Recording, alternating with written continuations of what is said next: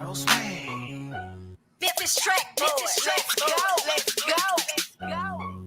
My Colorado swing. My Colorado swing.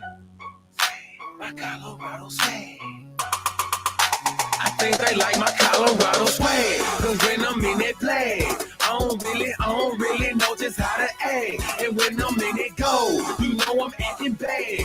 Holla, get a bus with my Colorado swag. My Colorado swag. Welcome into DNVR Buffs Postgame, presented by the Colorado XOs. I'm Henry Chisholm. I've got Ben Gerding here with me, and we're about to talk about what just happened in that Buffs game because it was awesome. Colorado beat UCLA 70-61 in Boulder tonight, and again, it was just awesome. And Ben, we're going to just jump straight into the biggest takeaways. I'll go first. McKinley Wright. There was a moment tonight about 2 or 3 minutes into the game where I just realized that McKinley Wright was not going to let this team lose. Like, he was a man on a mission tonight in a way that we've gotten to see a few times throughout his career, but not very often the way he was tonight. I think at halftime he had 19 points on 8 of 11 shooting. He was the only player for Colorado that had made multiple shots. And he also, the Buffs were only down 1 against the number 1 team in the Pac-12, a team that they wound up beating. What did you think of what Ken did tonight, Ben? He willed this team to victory. I mean, you said it yourself. It was evident early on. McKinley Wright was not letting Colorado lose. And look, they were down at points. They were down at half, but it was clear from really the start. McKinley Wright was taking this game. He was taking control. I dropped it in our members Discord, because people are like, Ken is on one right now. And I said, don't you guys remember senior night? And, shout out Fly by Singus said, well, it didn't work out for him in a golf tournament. Playing juiced up on senior night in golf might not do it. But senior night it's just got a different atmosphere. And yes, they're going to play another home game. But this has been advertised as a senior night. These guys' parents are in the building. And as the only fans, you're playing for your folks and you're playing for each other. And McKinley Wright, this was his chance. This was his time to really take over. And he did it. He did it beautifully. Filled up the box score, 26 points on 10 of 16 from the field, 2 for 3 from deep, 5 rebounds, 6 assists. Look, we've been covering this team for a while now, you and I. What adjectives can we use to describe McKinley Wright that we haven't already? He's incredible. He's sensational. He is a leader. I'm going to say it. His jersey needs to be in the rafters sooner rather than later. I don't think any Buffalo should wear number 25 again. And I know that's a big deal. I know that's a huge thing to retire a number in any college sport. But what he's done over the last 4 years statistically, it's unheard of. Get this man's jersey in the rafters and let's just go from there, starting the conversation for his legacy. Yeah, he absolutely earned it. He absolutely earned it. It's just so much fun to watch. And I talked about on the Buffs podcast earlier this week, how it kind of just hit me recently that it's almost over. Like, we're just about to the end of this whole thing. And we're lucky that this wasn't the last game of the season. I guess it wasn't supposed to be. They were supposed to play that game against Utah tomorrow. But for the last month or so, this was supposed to be the last game of the year for Colorado, up until the tournaments at least. And it just feels so good to know that there is one more on the way. And as much as that did feel like, honestly, it would have been a good performance for Ken to go out on, to do what he just did against the team that he just did that to. But Remy Martin's up next. And I'd be lying if I haven't been thinking a whole lot about what's about to come on Thursday in Boulder. That's going to be so much fun. That's going to be so much fun. And look, we're going to spend this almost entire time talking about UCLA. But I want to bring up Remy Martin and ASU real quick because they beat the Washington State Cougars today in overtime. Arizona State won 77-74. Remy Martin, who was projected by many national analysts to be a potential player of the year, first-team All-American. Today, 23 points, very solid, on 7 of 23, including 3 of 13 from deep. You already know who my money's going to be on in that matchup of some solid point guards, not to discredit Remy Martin too much, but it's going to be a great game for sure. But like you said, Saturday night, you complete the home sweep of the LA schools at the end of the season. And look, winning a conference tournament in the regular season now, yeah, there is still a mind-boggling amount of things that need to go right, including a lot of Oregon losses. But that doesn't matter to me at this point. This team is getting hot, and they're playing very good basketball when it matters. And even tonight, when a lot of their offense was struggling for a good chunk of the game, it didn't matter because they were playing to their strengths against UCLA. And look, it was a fist fight for sure. And it got sloppy at points, but also there was very smooth points of basketball too. And quite frankly, that's just what happens when you go up against a Mick Cronin-led team. There's going to be points where it's just a fist fight in the mud. There's going to be other points where it's very clean, and you just need to come away on top. This is a game where it doesn't matter how you won. You got in there, got the victory, and now you can move on to the next one. Again, they are going – I mean, they're running hot right now and doing so at the perfect time. Seriously. They are looking like the team that we want them to be. Because all year we've said the team needs to go through McKinley Wright. And it's not even all year. It's been for like 4 years everybody's been saying that. It's been obvious. Nobody's saying it because it is so obvious.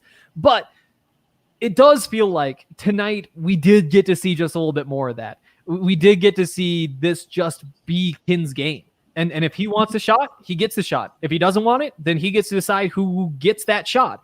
And when that happens, I think that Colorado plays its best basketball. And I think that it's no coincidence that that's what's happening late in the season. Let me see these stats. I got that wrong. 37 minutes for McKinley Wright tonight. And he's been playing close to 40 all year, but that's really close to 40. And I think that when push comes to shove, which it almost has, really push comes to shove next week, I guess, that's probably like 38. And you just cannot justify any more. But to see this team kind of go through all of the things that they've gone through this season and then get to this point, I think that you have to feel good about it because, I was actually thinking during the game tonight, I would love to go back and watch that Tennessee game just because I want to know what that looks like. Like in my mind, Colorado looks totally different right now than it looked back then when that game happened, back when they scheduled it at the last minute and hit the road and wound up getting blown out pretty much.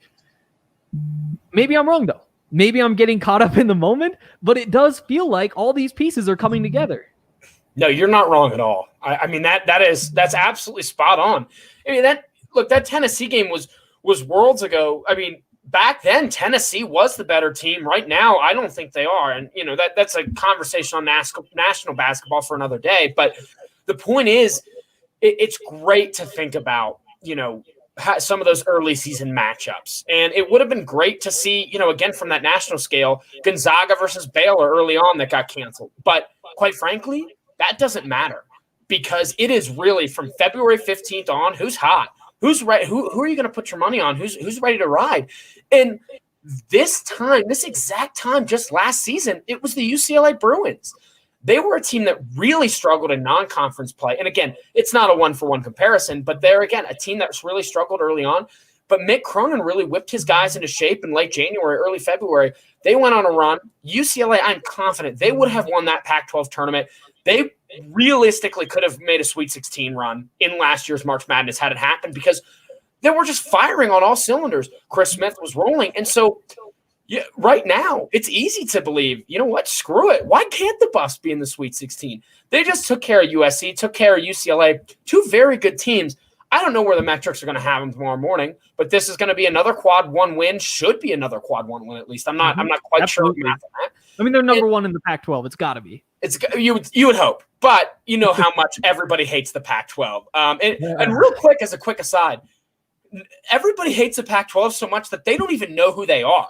The announcer tonight had no clue who the Buffs regular starters were. Joe Lunardi comes on and forgets Oregon is going to make it's a fiasco. But you're absolutely right. Hit the nail on the head.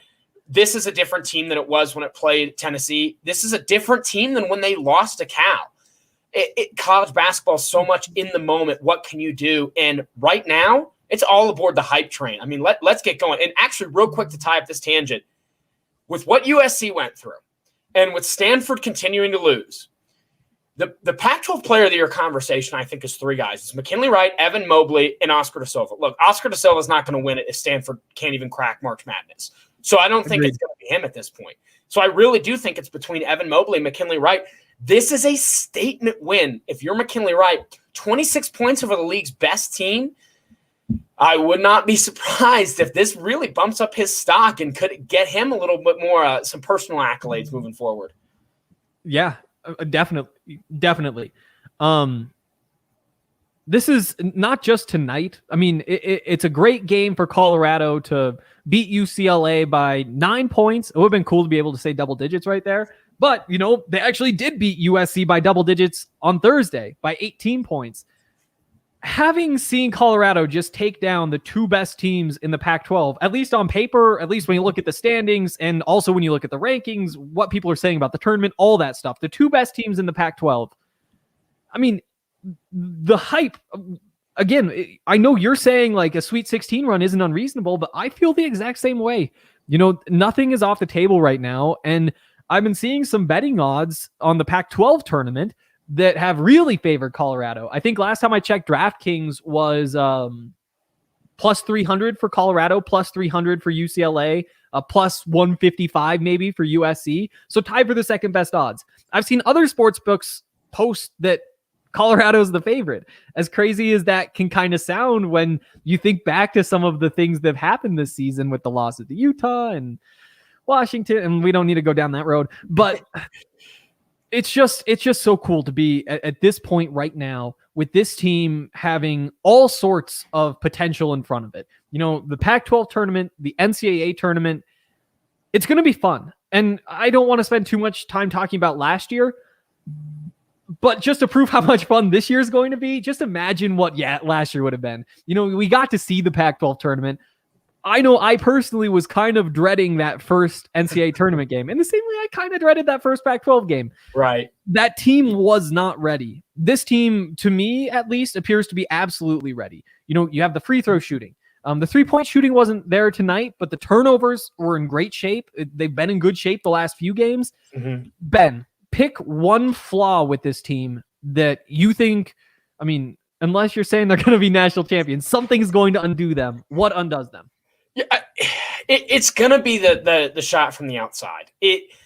When they're just, and you can really tell early on you can really tell early on what the pace of the game is going to be. And in this game, the reason they were able to get away with a lower 3-point percentage is because going up against UCLA, it just didn't matter as much. That is not going to be a similar narrative against even a team like Arizona State, let alone when you start talking about the field in the NCAA tournament. So tonight, 5 of 15 from 3, UCLA 5 of 13. So really even in that regard. But when McKinley Wright is your best 3-point shooter in a game, it's like you love it, but you hate it. You love to see him hitting. You love to see him shooting confidently. But at the same time, after Dry Horn just dropped a double-double, you kind of were hoping a little bit, he could come back and splash in some more. But that's really where this team lives and dies, because you're right. All the other things that they're doing, free throw percentage, turnovers, they're all in a spot where, if they improve, it's great, but they don't really need to. They're already hitting at such a great clip. So if they are able to find some level of consistency on the outside, and we've seen it before. Where was it? It was a 3 or 4 game stretch when they were over damn near 45% throughout the entire game. Not the entire game, throughout that entire stretch. If they find that during just the first weekend of the tournament, we're dancing. And, they're dancing far. So it's all, again, about really how you feel about, what arena you're in and how you feel about the rims. But if they can figure that out and just get it a little closer to 40% every night, this team realistically does not have enough flaws outside of that where I can point to and say that's going to be their Achilles heel. Seriously. We've got a lot more to talk about, including the fact that while it's great news that Colorado beat UCLA, there was some other good news today, and it means that the path to a Pac-12 regular season title is technically still alive. We're going to talk through that stuff. We're going to talk through the rest of these games, what's on the way. But first, we got to take a quick break. And while I do that, if you guys have any questions, send those questions in. We'll get to all those. Like and subscribe on YouTube. We really appreciate that. But first, Ben and I are going to tell you about how much we love Hassel Cattle Company. Hassel Cattle is just great. They're located in Texas. They're an American company that ships all over the United States, and actually they have some shipments that go outside the United States as well. But what they do is make the best Wagyu beef that any man or woman can afford. Usually Wagyu beef is really tough to get your hands on. It's expensive. It's tough to find in the first place. Hassel Cattle Company makes it easy. They'll ship it straight to you. They make it as cost efficient as is possible. And to me, as somebody who, 24, first job, it's not like I make huge amounts of money. I gotta pay attention to that kind of stuff. And when I looked at the website, I was really impressed, and I think that you probably will be too. They've got Wagyu smoked sausage, New York strip, beef bacon, Wagyu Frank without any fillers, a couple of different jerky flavors. Their hamburger, One Food Network's Northeast Burger Jam. So make sure you check them out. HassellCattleCompany.com. That's HASSELL cattlecompany.com. And use that code DNVR10 for 10% off your order. DNVR10, 10% off. It's a great deal from Hassel Cattle Company. Make sure you take advantage of that. Also, want to give a quick shout out to DraftKings. They make so much of what we do here at DNVR possible. And they have a pretty awesome offer that's still going right now. It's kind of your last chance to get in on it. So if you are not a DraftKings Sportsbook user, download the app now, because new customers can bet $1 on any team to hit a 3-point jumper in any basketball game this week. And if your team makes it rain, you get to cash $100. Again, that's a $1 bet on any team to hit a 3-pointer in any basketball game this week. And you will cash $100 if they just make that 1 3-pointer. It's a no-brainer. It's a great deal. If you're not big on basketball, then what are you doing here? But also they have hockey and soccer and so many other sports that you can be betting on. And they paid out over $7 billion to their customers since 2012. So they know a thing or two about big paydays. So download the DraftKings Sportsbook app now. Use the promo code DNVR to get your shot to turn $1 to $100 when you bet on any team to hit a 3-point jumper in any basketball game this week. That's promo code DNVR for new customers to get a shot at 100-1 odds on any basketball team to hit a 3-point shot. Only at DraftKings Sportsbook. Must be 21 or older. Colorado only. New customers only. Restrictions apply. Winnings paid out in 4 $25 free bets. See DraftKings.com/sportsbook for details. Gambling problem? Call 1-800-522-4700. All right. So let's just jump in. And I'll start with the easy stuff. So USC lost tonight, which means Colorado is still technically alive in the Pac-12 title race. The bad news, Oregon won tonight, which means that there is exactly one path remaining for Colorado to be the Pac-12 champions, and we are going to cling to that path as long as we possibly can. So here's what it looks like. First of all, they had to beat UCLA tonight. They did that. Now there are 6 games left. They need to beat Arizona State. They need Stanford to beat USC. They need USC to beat UCLA. They need Oregon to beat UCLA. You need Arizona to beat Oregon. You need Oregon State to beat Oregon. That's the only one that you look at and say, seems like a stretch. Everything else in there, impossible. Do you expect to hit all 6?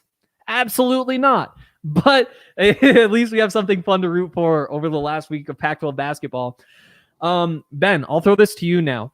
In terms of just the best basketball teams, not in terms of who's going to finish on top, how does Ben Palm rank the top of the Pac-12?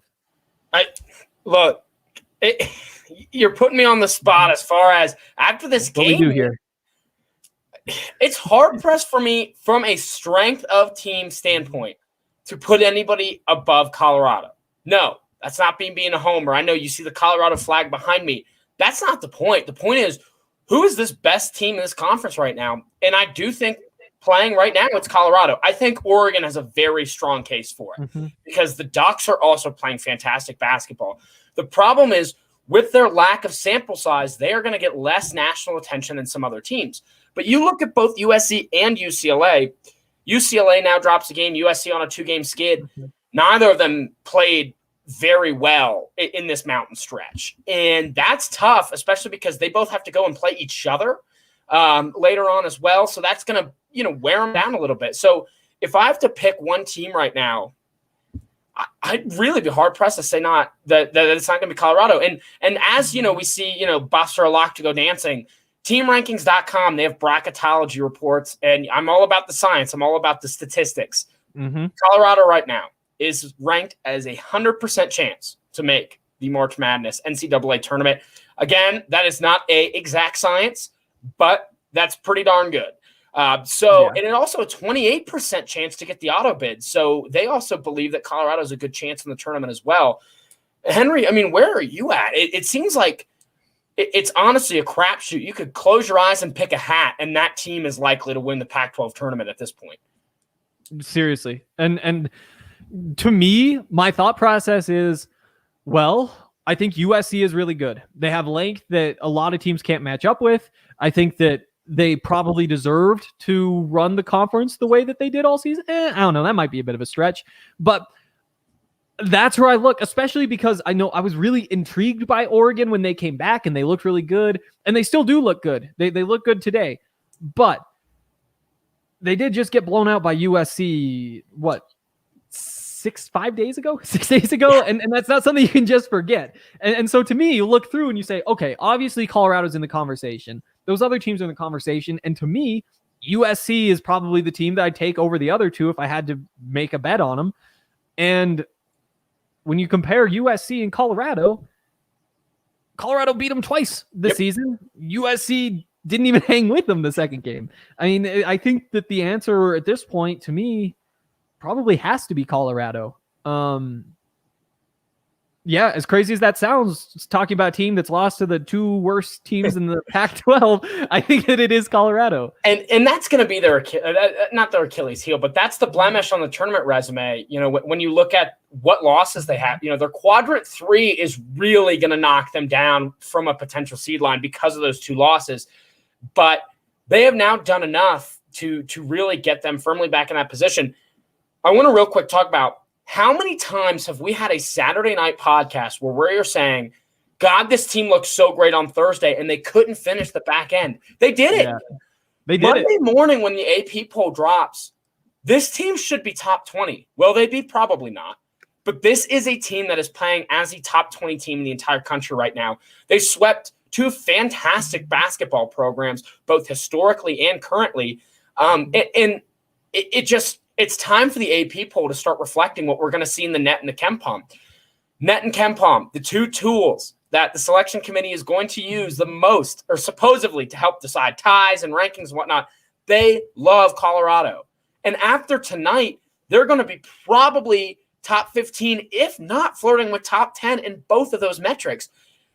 This is such a great time for Colorado to be hot. And if they win against Arizona State, and they're now heading into the tournament on a 4-game win streak, couple very nice wins, it doesn't even matter if they lose in the first round, quite frankly, because if you're riding that, because also brackets are going to be more or less decided at that point. The biggest part about these conference tournaments are just deciding these auto bids to see who needs to be an at-large. So realistically, I'm very high on this Colorado team right now. I agree with you.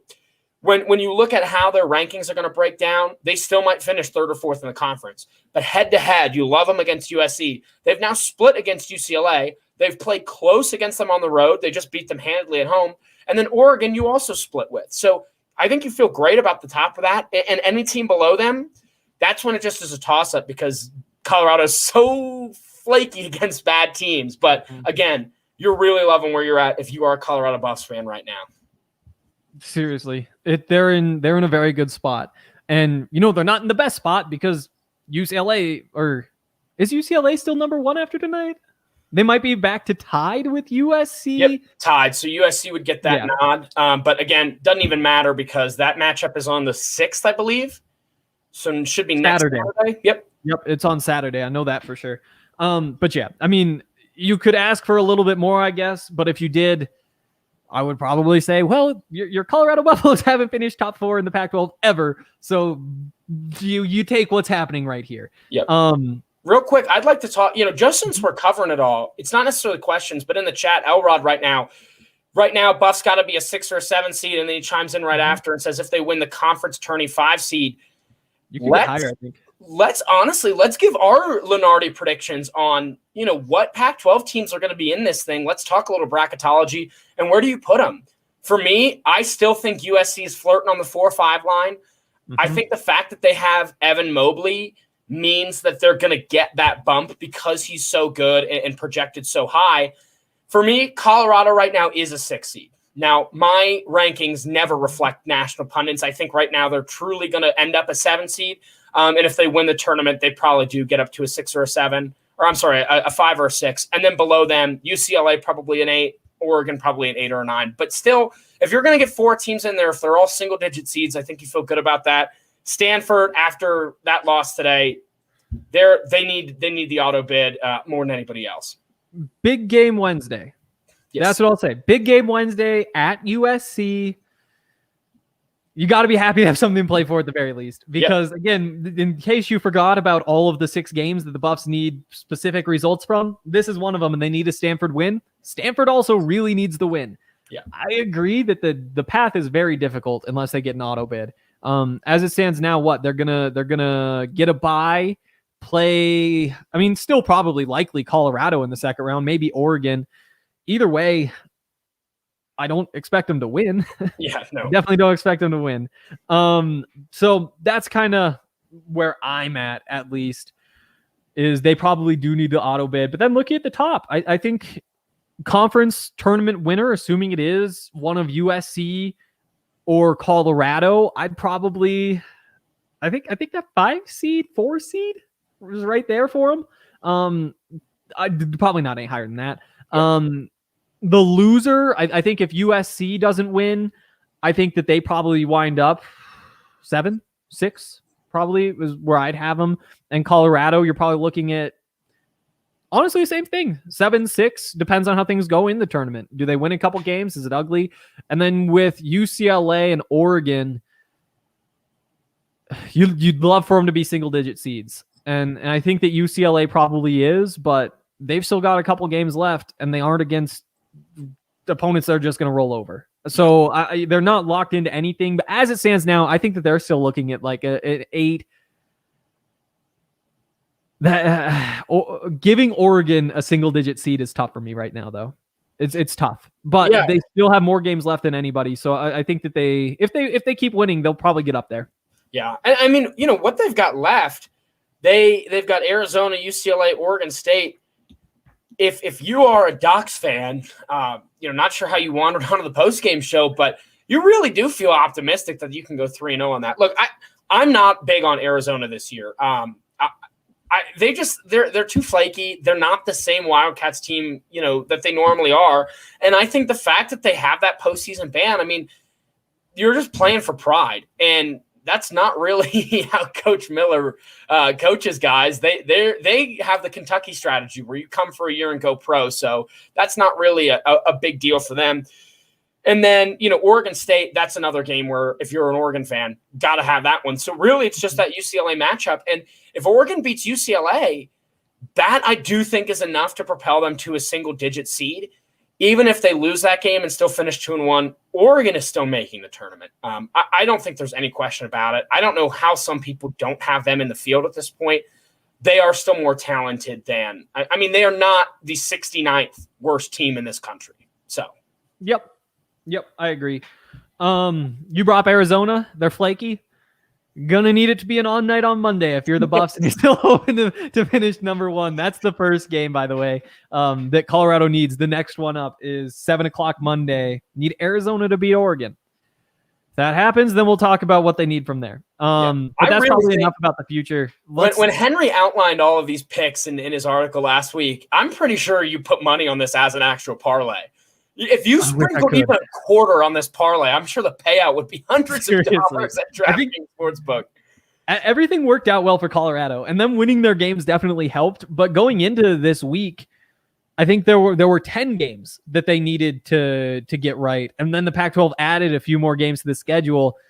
Now that we're sitting here, it's down to 6. Tough to complain. Let's just talk a little bit more about this game that actually happened tonight. I think we might have gotten a little bit carried away with what's on the way. But we're going to do just a little bit more of that. And then we're going to be taking all your questions. So make sure you get those questions in. Make sure you subscribe on YouTube. If you want to throw like 5 stars on the DNVR Buffs podcast where you listen, wouldn't mind that either. But that might be getting a little bit greedy. While you do that, though, oh boy, this is going to be a fun one. Manscaped. Back with DNVR, and it's perfect that we get like an after hours Manscaped read. There's just nothing better. There's just nothing better than knowing that you're taking care of yourself. And whether, for me, I struggle with the eating habits. I ate just this week. I downed a whole thing of the like lemon Oreos. I downed like the frosted cookies. I had a big bag of Sun Chips this week. I probably went through 4 or 5 Lunchables. I mean, it's not great stuff for me. Some Dino Nuggets. That's where I really struggle, and I'm able to focus all my effort into trying to eat better. Make sure you go to the gym, because I know that I'm taking care of myself below the belt because of Manscaped. Their Perfect Package 3.0 includes a whole bunch of awesome things, including the Lawnmower 3.0 trimmer. Yes, plastic blades are clutch. Very good point from Nick Brown. That is a very good point. But yeah, and the point of the trimmer, there's a whole bunch of great things. It has a little light that turns on when you turn it on. Doesn't sound like it's important. Trust me, it is. You get the crop preserver, the crop cleanser, the crop reviver, all different things. They'll just make you feel like you're your best self. So make sure that you check out manscaped.com, specifically that Perfect Package 3.0, because it comes with everything that you could want. And you can use the code DNVR20 at checkout to get not only 20% off, but also free shipping from manscaped.com. Again, that's 20% off with free shipping at manscaped.com when you use the code DNVR20. So unlock your confidence and always use the right tools for the job with Manscaped. All right. Again, we're about to get into the questions. Keep throwing those in there. But first, outside of Kin, give me 3 stars from tonight, Ben. That's my question. It's so interesting because on a night where you come away with such a great victory, where do you start? I'm going to start with Jeriah Horn. He didn't shoot as well as he did, against USC. I mean, for Christ's sake, how could he? It was such a fantastic game. But several key moments. First one, getting that tip-in basket right before halftime. Fantastic. Look, I thought Batty would have had the foul on that one. I really thought he was going to get the call. And the fact that the ball just rolled and Jeriah Horn just with that chef's kiss, flicks that one in there, gets Colorado within 1. And that, that just helps. It helps you with a boost going into halftime. You point back to Tristan da Silva 3, going into the half. Stuff like that really helps. And then also another timely 3 late in the game. And another one that got waved off because of a foul on the floor. Even though that last 3 got called off, you could still feel the momentum. I mean, this team at that point was rolling. They had that look in their eyes where they're ready to go. So that has got to be my first stars. Jeriah Horn stepping up in a major way, in a different way than he needs to. This team, sometimes they need him to go out there and get 10, 15 rebounds. They might need him to drop 20 points. Tonight, it was just to be that presence and be that weapon and threat on the floor. Yep. I think that's a good one. I'll throw one out there next. I'll go Tristan da Silva. Love it. I just as a heads up to anybody who frequents this post-game show, going forward, I'm going to be a bit biased because I really, really like Tristan da Silva. This isn't going to be the first time that I give him props. It's not going to be the last. I'm going to try to use my best judgment to find the right times. I just love the way he plays basketball. Like the passing, the shooting, those 2 things. If you know that you're getting that from a big, just awesome, because he can provide other stuff too. He can get his hand up in the air and contest some shots, but it's on the offensive end that I just get so excited. What did he finish today? 1 of 1 from 3, 3 of 3 from the field. He had 7 points in 9 minutes. +1. No other stats registered. Just so nice to see him out there playing sharp. And there was a moment, his shot has really developed well, not just his percentage, but just his confidence. But tonight, he's in the lane, right around the arc, leans in with his right shoulder, and then turns and finishes with his left. It was such a mature move. It was so polished. And it's a move that you don't do as a freshman unless you're confident in it. Because this is a night where both Dallas Walton and Evan Batty have been tremendously struggling from the floor, especially near the rim. So these are guys that are clanking inbound, shots off the back iron, and you're Tristan Silva just going in there smooth, controlled, and finishing with the left. This kid is going to be good. This front court is going to be good. And, we talked about what's going to happen when Jabari Walker comes back. I'm not sure he's fully back just yet. He looks a little rusty. And, that rust was knocked off a bit on that big block. But the point is Tristan Silva, he's not saying, you know what, Jabari's back, I'll wait till next year. He says, no, I can play on this team. I can make that impact still, even with Jabari on the floor. That's just what you love to see. He's really been a bright spot over the back half of this season. Yeah, and, it's definitely obvious that Tristan da Silva has the confidence.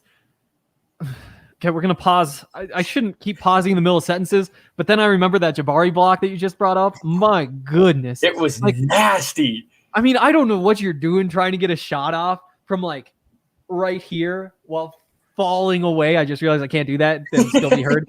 but with Jabari right there was no chance that was going to the rim. Jabari could have blocked that with his elbow if he wanted to. And just to be reminded that is who he is. Again, in the same way that Tristan da Silva, you like how crafty he is. You like when he can shoot 3-pointers. With Jabari, he can test shots. And he can block some shots. And that is just something that you have. It seems like night in and night out. And that's really cool. But at the same time, though, again, we're talking about Tristan da Silva, the confidence, staying in the rotation. As I mentioned, he played 9 minutes tonight.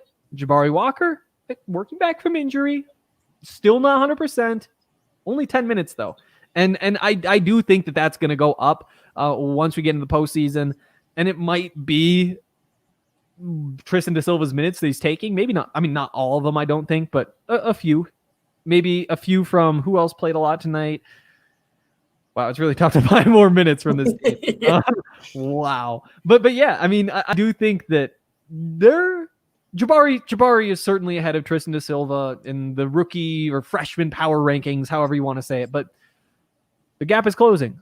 Tristan looks real nice. Yep, absolutely. And real quick, just to tie a bow on this, my last star shout out of the night, Evan Batty. Look, he did not shoot well from the floor. And early on, his touch was off. There's no ifs, ands, buts about it. He's got to be more efficient from the floor, especially because that's his bread and butter. Being above 50% for Evan Batty is so huge for this team's offense. But 8 for 9 from the free throw line, and a lot of those coming late in the game. And you combine that with his rebounding and, again, his energy and his excitement, that it's just, again, it's one of those incalculable things. You love to see him still get into double digits in a game where he did not shoot well from the floor, because it just shows he is more robust in his kind of offensive arsenal. Yeah, I agree. Let's jump into some of these questions. Let's do it. Let's go up to the top. Looks like, what senior players are eligible and likely to return to the Buffs next year because of the special eligibility waiver? It's all the seniors, right, Ben? Yep, everybody's eligible.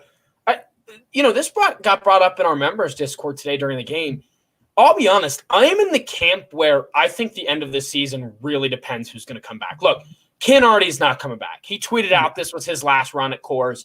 Mm-hmm. But for guys like Jeriah Horn, he's a guy that, we talked about. He could really make it in the Euro League because he's going to have the size over some of those guys, and he's got the shooting potential. But maybe he's a guy that wants to stick around and make one more NCAA tournament run because, quite frankly, this team is still going to be good next year.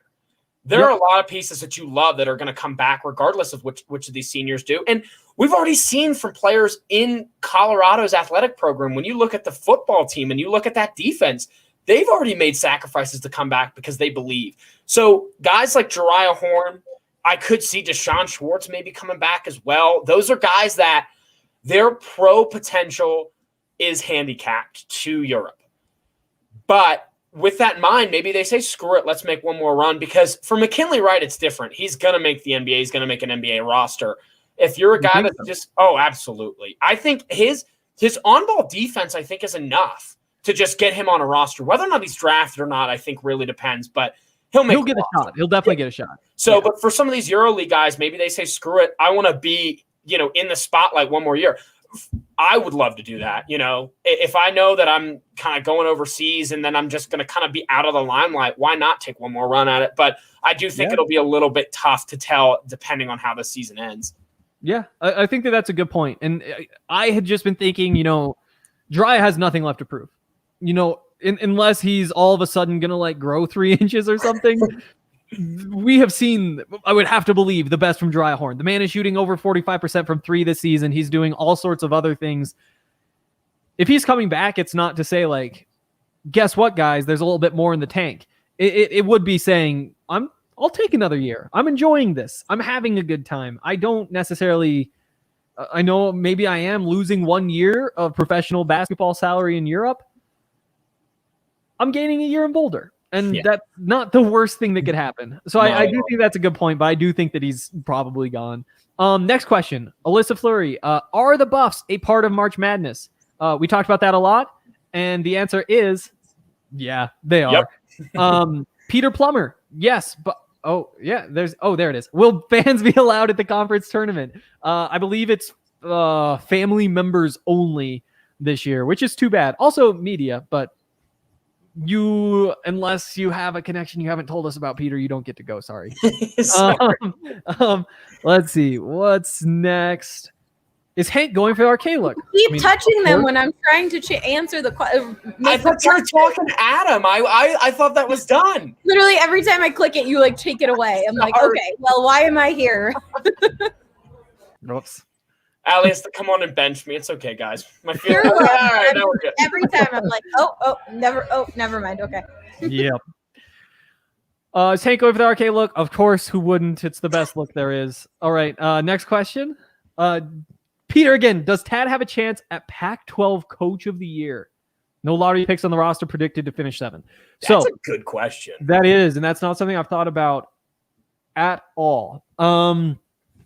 So UCLA lost Chris Smith, which is worth some points for the coach, whose name is Mick Cronin. There we go. That took me far too long. But yeah, that'll help him. Whoever finishes first in the Pac-12, they'll obviously be a part of the conversation. But you look at what Tad's done, and again, it's the same thing. How disappointed are you that they lost a couple of games they shouldn't have lost? And does that reflect on the coach?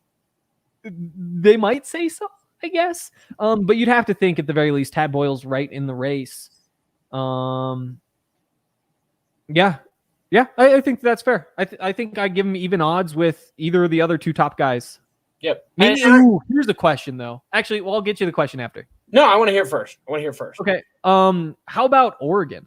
Do you get bonus points for going through the breaks they've been through, or Stanford's coach probably not in it just because they aren't at the top, but they did have to play half their season in a different state. So see, that's a good point. The Stanford point is big, but quite frankly, I think they got enough of a bump because those games were determined neutral court games by the conference and the NCAA. So that completely changes their tournament resume. And even with that, I still don't think it's enough. I think it's between the LA guys and Tad Boyle. And again, right now, I wouldn't be surprised if it was Tad Boyle, because also I think this is an award that I wouldn't be surprised if they want to mix it up, because this is kind of similar to, LeBron could be the MVP every single season. Mick Cronin is the best basketball coach in this conference. He's one of the best basketball coaches in the entire country. So you could give him that award every year, and realistically, it'd be justified. So I wouldn't be surprised if you might see it go to USC or Colorado, just kind of depending on how the rest of the season shakes out. But you're absolutely right. I believe it was Peter who said that. He's absolutely in that conversation. Mm-hmm. Definitely. Next, from D. Nick the Real Big. Wait, Oreos and manscaping in the same sentence? What are we doing here? This is the DNVR Buffs postgame, and that's kind of what we do here. Next question. Fly by Cygnus 2112. First question, Ben, what are you wearing? It's a very good question, and he answered the question himself just a little bit. Look, all right. Look, I'll model for a sec here. All right, officially licensed, okay. And I don't know if you can tell, but I have worked off the chicken nuggets from the Nugget Challenge on Thursday night. So I do see the preacher thing with. Well, see, this is in case this is in case I get scared in public, so I can just pull that up real quick, Only your mouth gets scared? Yeah. Okay. Let's see. Was this the best / most memorable game for Kin? I mean, it's going to be right up there. It's the end of his career. It's the second to last game in Boulder. I think it's still technically senior night, even though there is one more game. It's very much in the conversation. Is it the best game? Well, let's think back. Thursday, he put up 21.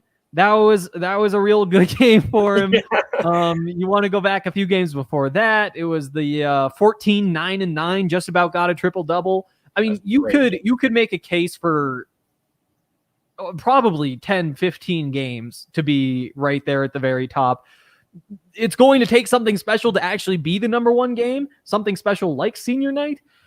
The fact that he just willed this team past, again, I said this earlier, but nobody made multiple shots in the first half for Colorado except for McKinley Wright. That is an actual stat. They all just made one or didn't make any. Kin did all of that himself and kept it within 1 point in the number one team in the Pac-12. This has to be in that conversation at the very least. Yeah, it's going to be tough to decide. I mean, when you have a career where you're now 6th in scoring, leading in assists, 1750, 600, and 600, there are a lot of great games. And there are a lot of great games this year. You touched on a few. Also, 21 points, 10 rebounds against Oregon way back in early January. But the fact that this was senior night at the end of the season against UCLA, I would be hard-pressed to rank any above it just because of the emotion, and also because this kind of ties a bow on his year of just pretty much willing Colorado. Whenever they needed somebody, he just went on there and was Superman, and that moment when he dove for a loose ball and he got kind of rolled up on and flipped over, I mean, that's painful. That's a shock to your knees, and then you land on the floor. I mean, that's painful when he pops up, obviously wincing in pain, but this is a guy that can take a lick and get up from it. It's also a guy who put up 21, 8-5 in an upset win over number 4 Oregon, though, against Peyton Pritchard. So there's another one for you. They'll just keep coming. Henry Zimanoff. Hey, that's my name. Not the second half, but what does that win mean for Colorado and the seeding for the conference tournament? Means a lot of good things. We talked about this earlier. You can go back and watch for more details. But we think that they're around a 7 seed. If they want to get hot, they want to win the Pac-12 tournament, 5 seed. You want to stretch things a little bit? Maybe they could get up into the 4 seed, but again, you're stretching a bit. Yep. Here's a good question from D Nick the Real Big. Sorry, do we need to define extrapolate for Ben? It's kind of a big word. Ben, do you need me to explain extrapolate to you? No, in the context of D-Nick the Real Big, the very first comment he said was, great point about efficiency with Tristan. Extrapolate that across expanded minutes, and I'm excited. Extrapolate, wow. That would mean to extend those statistics over a full game. We were talking about that all season with taking Jabari's 15 a night and extrapolating those statistics. Ooh. I may be young, but I won my share of spelling bees growing up. So I actually took dead last in the spelling bee. Nothing to do with dictionary, but it is what it is. Very true. Very true. Let's see. One thing you're not talking about with these super seniors is the team moving on, #scholarships. And I don't think we've actually heard what that's going to look like. So on the football side, for example, how everything played out was the coaches were told, you're going to be able to bring these guys back next year. And then they said, well, how's that going to work if we don't have enough scholarships? And they said, well, next year we just won't have a scholarship limit. And as it stands right now, it looks like you're just going to jump right back into a scholarship limit in 2022 on the football side. That 85 number, not even like 90, so that because there's going to be fallout all the way through, it'll bounce out a little bit. No, there's going to be problems with that on the football side. On the basketball side, we just have to see how things play out. As far as I know, they haven't made those decisions yet. But it could be a similar situation where they just say, you know what, next year there's no scholarship limit, and then you're good to go. Fly by Cygnus 2112. Is this the kind of game? I think you meant. Gotcha. That puts the soft narrative to bed for the squad. Yeah, Kin played hero ball, but they still pulled out a gnarly win against a good squad in the final stretch. And it should be said that the second half Kin was not first half Kin. The second half Kin was still plenty good enough and still very good, but he did have some help, and guys did step up. And although You do love the Kin Hero Ball thing. I do think we saw some positive signs tonight, and that was good that you brought it up. Does it put the soft narrative to bed? I never really thought they were soft. You could. What is it? If anything, it might even be the opposite problem, where if they could just, I don't know, maybe they're too locked in and that they take nights off when they play bad teams. I'm not so sure. I know, to me at least, I'm not worried about the team being soft at all. I'm not worried about them, whatever. This is a good basketball team, and they'll be good wherever they go. Yeah, and look, I mean, was the soft narrative, did that just pop up during the 2-game stretch? I'll be honest, I don't remember the soft narrative really having too much steam behind it. I think the narrative of closing, and stuff like that, the narrative of being able to start slow and finish slow is definitely a big thing. But there are a lot of narratives that they've kind of put to bed so far. I mean, hell, I'm going to be the one to say it. They're not on a 5-game losing streak to end the season. They're kind of in the opposite position right now. So feeling good. All right. Looks like one more question and then a couple more things from Michael. Oh, that is good. It was important. Ben better show some respect to the Queen of Buffs media. I show Appreciate you, Peter. I show plenty of respect. I was simply trying to help out a colleague who looked like she was having a different conversation. I have produced 2 shows at the same time tonight, so I was off and on busy, but I was paying attention to you guys. Oh. And you've done a great job. That she has. And the Avs show was kick-ass. The Nuggets show was kick-ass before that. So it's a full night. For those of you who don't know, all the Denver teams won today. We're really riding high. This is a good winner's lounge to steal that from the Nuggets guys. Definitely. How do the Buffs match up with ASU from Peter Plummer? Ben. Let me start with McKinley Wright, Remy Martin. That is the matchup that we all want to see for what could be the final time. Oh, I'm fired up. I'm sure Kin's going to be fired up. I'm sure Remy's going to be fired up. It's going to be a lot of fun. What else is going on, Ben? I mean, it does start with Remy Martin because, quite frankly, ASU's offense really runs through him. But Remy Martin is not a efficient guy. He's going to put up a lot of numbers, and he's going to put them up in some ugly ways. He's only shooting 35% from 3, 46% from the floor this season, but that is wildly inconsistent night over night. So really, you could catch him shooting 7 of 10 or 7 of 40. It really depends for him. Arizona State has so many weapons. Alonzo Verge, just looking through here. Christopher, those are all guys that are going to be averaging double digits. And then, what's the other guy? Chisholm Cherry. He's another guy that's going to scare you a bit. They've got the weapons, but that's been the story with Arizona State all year. Can Bobby Hurley get these guys to play cohesively and play collectively? They haven't so far. They haven't really been all that tight early on. They got a little bit better as the season goes on, but look, this is a 9-11 team. I was hell-bent that they would split this LA series. I just thought it would be too unrealistic of an expectation to expect them to sweep 2 good schools. When you're now playing Arizona State, doesn't matter what's happened in the past. This is a must-win game because flex your muscles on a worse team. Go take care of business. That would be nice to finally do. Here's a good one. Hey, Gerding, how's your Saturday night going? I'm vibing. I'm vibing right now. No, Allie brings up the shout out for herself, but not the comment we're talking about. Okay, Allie, I see you. Super producer. Super producer. If Kale's a super producer, would that mean that Allie married Kale? I don't know. I don't know. I mean, that might be how the title works. I'm not too sure. One more thing to talk about. Again, from 5 by Cygnus 2112, relating to the TAD Coach of the Year convo. This is currently CU's highest win-loss percentage in the Tab Oil era at 731. Yep.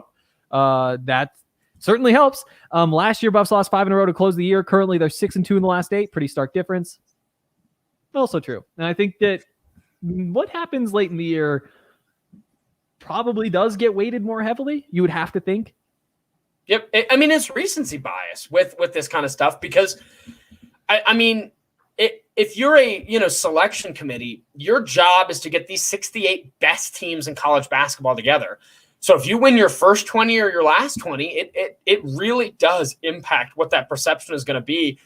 I mean, this is kind of the same way as it is in college football. I mean, you look at how much Oklahoma bumped up late in the year because they put it together a little bit, or quite frankly, how much Florida dropped because of that loss to Alabama in the SEC championship game. It's all about who's hot, whenever they are. And so, sorry, just reading more comments from Peter Plummer. But yeah, it definitely matters when you win these games. And that's why Colorado doing it right now is super important. And I think this is a good point to end on. Allie is more of a doctorate producer, while Kale is on the master's level. I agree. You are Dr. Allie now, and we will enjoy that forever. All right, that's going to do it for today. We'll be back after the Buffs play Arizona State on Thursday. Ben's going to be on the DNVR Buffs podcast with me at some point this week before then to preview the game. Make sure you stay tuned for that. Also, the rest of the DNVR Buffs podcast, if you like me and not just Ben. So, yeah, that's kind of the plan for the week. We'll see you guys on Thursday. And again, though, Monday, the first game. We need, what? Did I say Oregon? No, that's a Stanford game. That's a Stanford USC game? Stanford. No, Oregon, Arizona. Oregon, Arizona's Monday. That's Monday? Okay. Monday. Yeah. God, this is so confusing. The Pac-12 did us no favors.